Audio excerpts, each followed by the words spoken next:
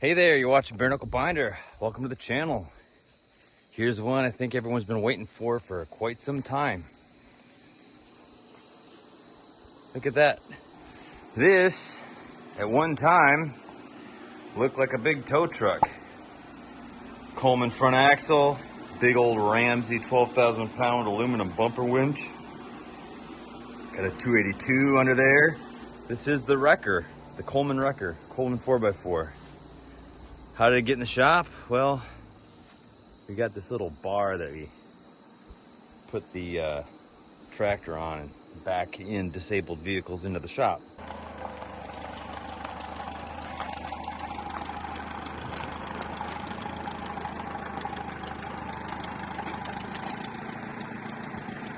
Hold on.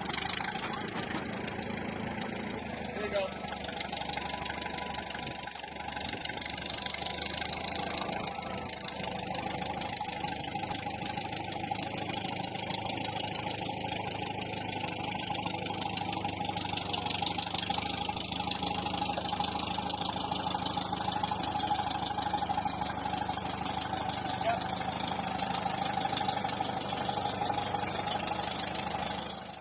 So what's going on with this? Well, I'm going to be fixing the frame. So by fix the frame, I mean that the whole rear end of that truck is completely, I don't know how you'd say it, and still get away with PG-13 rating on YouTube, but it's pretty hacked up. So on my way up to Wisconsin this time from Texas, I got a R160 frame. Now an R160 frame is very similar to the R170 frame, but this difference is about 3/4 of an inch. It's a nominal difference, but it's gonna work out perfectly, I think. Also back here is the R170 cab, and that is a good cab floor that I got out of the junkyard in Texas.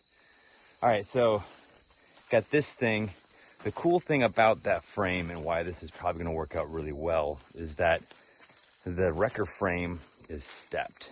And by stepped, I mean it's literally stepped. I mean, they took the frame, they cut it, and they stacked it and welded it and plated the outside. And I'm not trying to make like a show truck out of this, obviously. It's just not. It's a work truck. And I want to make a work truck out of it, a period correct work truck.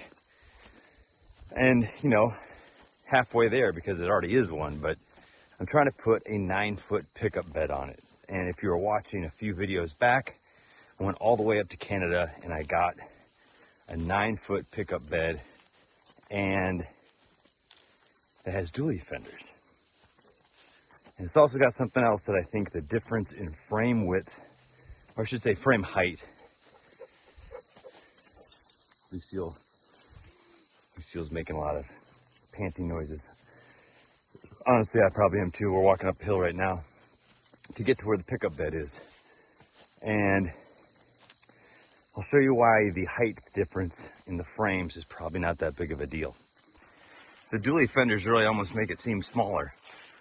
But it's got the Scout top on it that I picked up from Nicole. That will be going back to Texas with me. The bed is sitting on a L130 9-foot bed frame.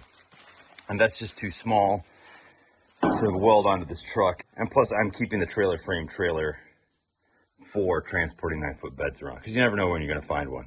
But what I think is going to make the difference in frame height work is that this one has a bed hoist. We're talking a dumpable bed, which is pretty handy, honestly. And if you've ever seen pictures of L130s with dump beds, they're usually, all right, well, everyone's trying to be a star, I guess. I think where this bed hoist is going to come into play here, typically when you see a old 50s truck, especially international, if you look up L130s, about half of the ones you'll see that have the 9-foot bed on them will have a bed hoist. And it seems that almost all of them, the bed sits about an inch or two high. It just looks a little high. I don't think that this hoist is one of those hoists that sits so high, but it's definitely going to lift it up probably, I would say 1/2 inch to 1 inch. And I think that's just the difference we need to make the body line match with the cab. So I think it's almost going to be like an invisible hoist. Like you won't be able to tell. I mean, the truck is going to have some definite, not super slick looking frame lines going on, but that's just kind of the nature of the beast that's already there. I don't have to feel bad about anything I'm going to do to it. And like I said, I just want this to be a really cool work truck. As I like to refer to it, a beater binder. My S120 4x4 that I had before I got the Coleman 122, not this R170 Coleman. That S120 4x4 was my beater binder. It was, you know, gaping holes in the floor. Just really rough thing, but I mean, the thing started every time. It would do anything, 4-wheel drive. It could do all kinds of stuff with it. So that's what I want this truck to be, only more so. It's going to be more heavy duty. I'm keeping the duals in the back. Should tuck beautifully underneath the dually fenders. We've got all the pieces. All the ducks are in a row. It's just a matter of doing it at this point. I'm using the rear axle that's on the truck, the original rear axle. The frame that I picked up on the way up here, the R160 frame. Let me cut in real quick and say that the truck itself is an R170 with a Coleman 4x4 conversion. So it has an R170 rear axle, which I believe should be an RA30. It has a Coleman front axle. If you've seen my other videos about Coleman conversions, a Coleman conversion uses proprietary parts. So the differential in that Coleman is an international. It's the same as the rear axles. And I believe the ratio right now in both those axles obviously is 7/16. So it's low, it's really low. It's the same as M5H6. So this thing is gonna have like a top speed of like 40, you know, before we start redlining it. The things to keep straight. So the truck itself, originally, International Harvester, 1954, R170, then it has a Coleman conversion. So we'll refer to the original frame on this truck as R170, or the truck in general. The frame that I've got to complete the rear end of the truck and put it back to basically a straight frame, instead of a step frame, is an R160. And then the bed is off of, I think, an R130 from Canada. What I've got to do is I have to figure out how I'm going to cut up the R160 frame to blend it into the R170 frame, and so the bed will fit right on there. And so I have to do a lot of measuring, a lot of figuring, a bit of ciphering, and quite a bit of fabricating. So not so much fabricating as welding. There's going to be a lot of welding involved here. So I'm not going to be using my dad's little Hobart 140. I brought my Hobart 240. So, oh, look at that. There's a wrecker bed that was on the truck. There's some fenders. The fenders go back on the truck. The wrecker bed is going to be for sale. I'm going to clean it up, and oh, there's some doors off the truck, the original doors. Let's get after this truck. First, I've got to clean up the frame. I've got to get everything off the frame of the R170 that is sticking up beyond flush. All right, the 41 Farmall M is holding the R170 frame in its current condition, which is the front of it is an R170 with a Coleman conversion. Right behind the transfer case here, the frame is stepped and plated, you can see. I've been cutting off some excess stuff here because I'm trying to get the top of this frame nice and flat. The rear frame apparently seems to be quite a bit of Ford stuff. The wrecker bed apparently was on the back of a Ford, and how I had got to understand it from the previous owner, he had got the wrecker bed from a Ford. What I didn't understand was that he actually took the whole rear end of a Ford and put it on here. So that's got to go. It does have the International axle. However, it has 3-inch wide leaf springs, which is not it. So this all is going to go away except for the axle. This is an R160 frame, an International, that I got from Charlie's IH in Chillicothe, Missouri, if I'm pronouncing that correctly. The 51M is pulling that. I'm going to cut this frame and graft it into that frame for the rear end. Now, it would have been really cool if I could just, you know, cut the thing about like right there and then glue it right in here and just have a straight frame. The problem with that is that a Coleman conversion needs a lift. The springs, I've measured these springs over here. These are the leaf springs that came with the frame. And I set that bar across there. It's a little bent down in the middle to compensate for spring compression. From the center line to about where the pins line up to the bottom to where it meets the axle, it's about 14 inches. Now if you come back over here to the truck and put it down to where the spring meets the axle, 14 inches puts us about where it is now, which is a stepped frame. So it needs a lift. And so how we're gonna do that is pretty much exactly the same as how they did it on my L122 Coleman conversion, where they took structural C-channel and welded it to the bottom of the frame. So what I'm gonna do is I'm gonna cut out the section of the frame here about 9 feet long to match the bed. And then wherever I need this, with the spring perches, I'm just gonna weld that into the bottom of the frame and save myself a bunch of steps and trying to drill these springs accurately. So it's actually pretty straightforward, no pun intended.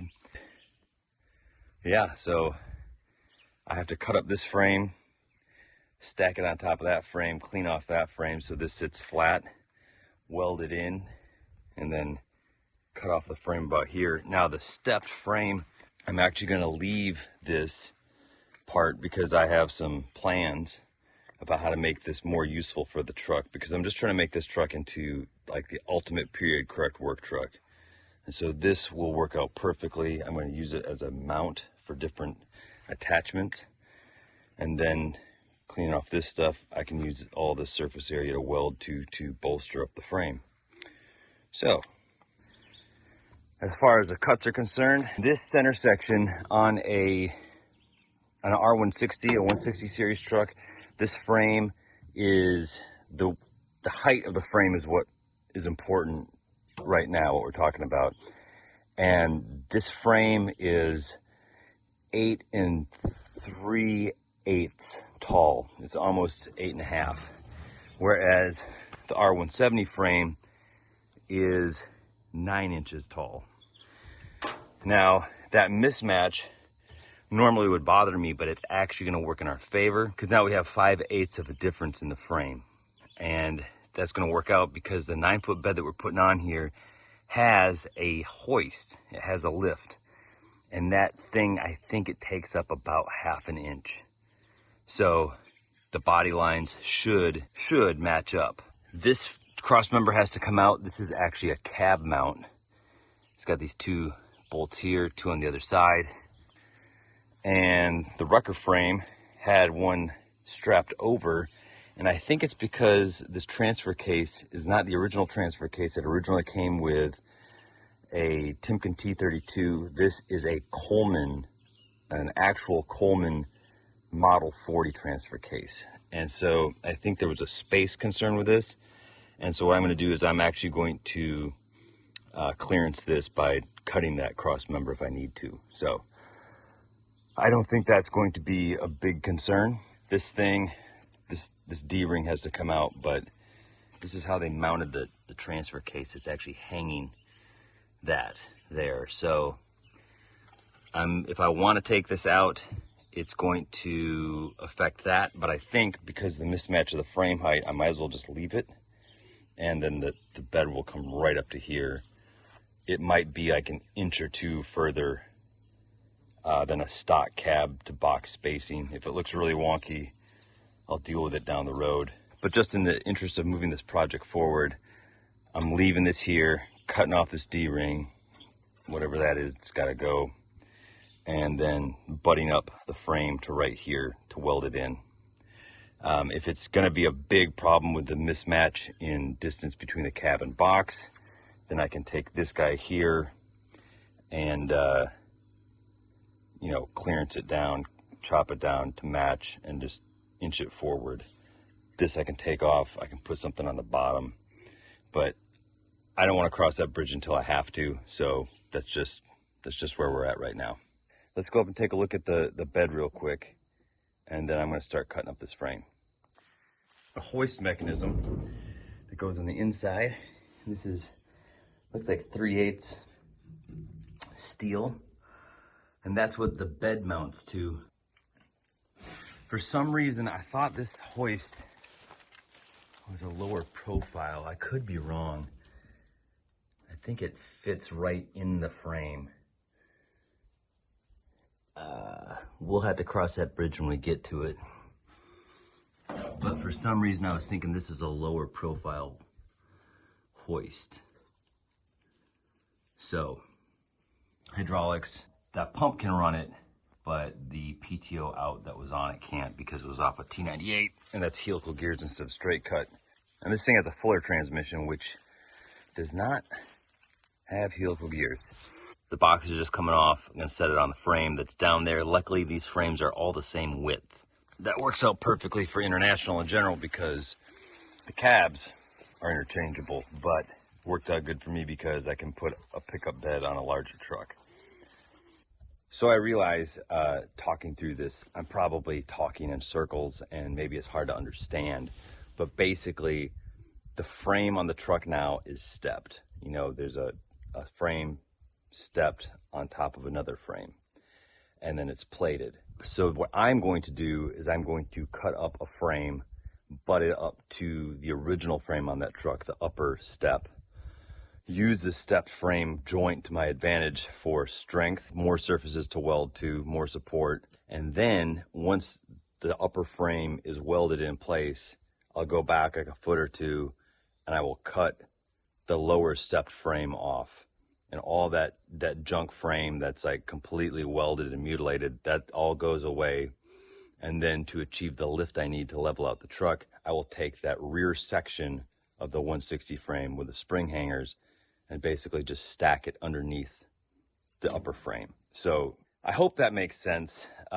Altogether, I think it's a lot simpler than my explaining makes it sound. The hardest part is obviously just gonna be lifting and dealing with heavy frame pieces. And the most annoying part is going to be cleaning up frames to weld them together. Getting the measurements on this, these beds from the front to the back where it meets the tailgate. This edge right here, it should be 110 inches. However, the frame doesn't go all the way back. So I've got her caught on the end of the frame here. So you go to the front,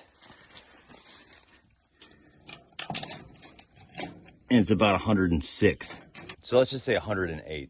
That 108 inches will give me more than enough to secure this bed to it.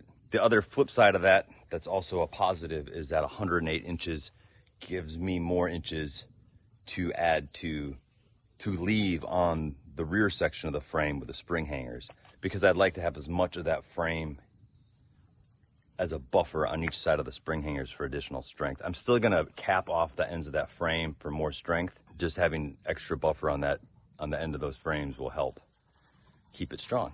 So I know that's a little bit of overkill, but overkill is kind of the name of the game with me.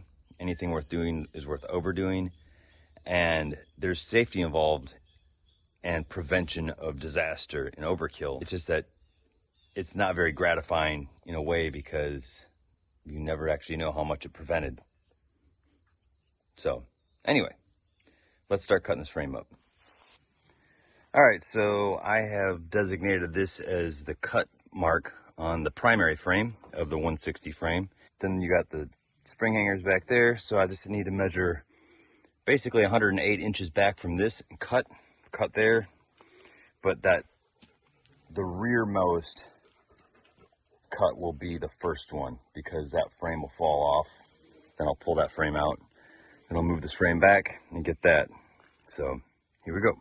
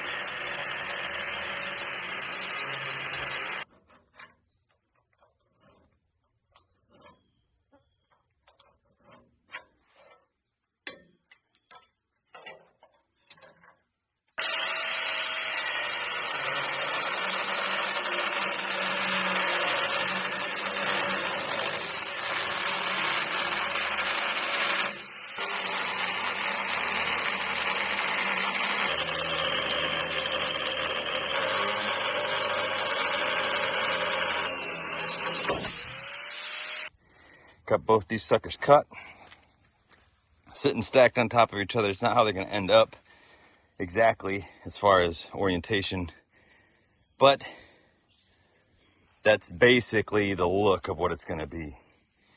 Not bad. And plus, stacking it like that, I get to keep the original IH part numbers that are painted on there.